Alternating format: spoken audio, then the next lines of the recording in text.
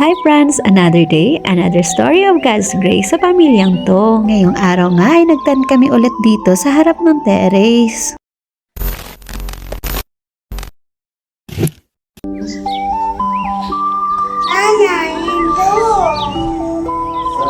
Magta 10 o'clock na nga pala ito pero parang ang dilim pa rin ng paligid. Isa talaga sa struggle namin dito sa Benguet ay ang pagising ng maaga dahil nga napakalamig ng klima. Anyway, ngayong araw nga naisipan ko munang iset up yung tent dito sa taas. Pero bago ko ngayon iset up ay maglilinis muna ako.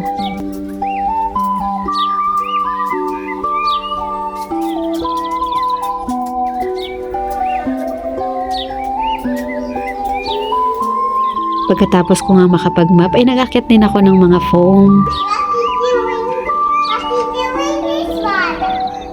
Eto nga palang tent ay automatic, kaya nga kahit mag-isa lang ako ay kayang-kaya kong i-set up. Nabili din na nga pala namin ito sa Orange app. Kung mahilig nga kayo mag-camping at gusto nyo ng ganitong style na tent, nilagay ko yung link dyan sa comment section. Ang nagustuhan ko nga sa tent na to, yung 4 sides ay pwedeng i-open. Merong 2 pinto at 2 bintana. Kaya kapag nasa mainit nga na lugar ay presko rin talaga. Dinala nga pala kasi namin ito sa Palawan at ngayon lang namin nabuksan kaya ang daming buhangin.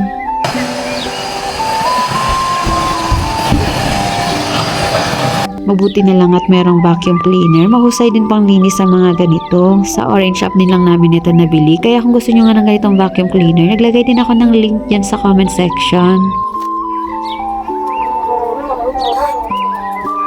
Para nga sa pananghalian, asawa ko naman ang nagluto ngayon.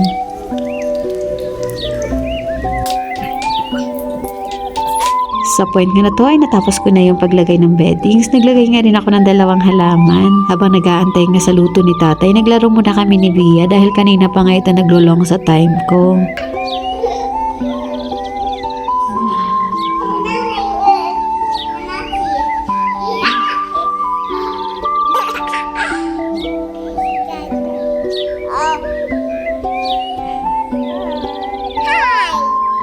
Luto na rin pala itong gulay na niluto ng aking asawa. Pero para mas masarap nga ang gulay, nagprito pa siya nitong danggit na dala namin galing Palawan.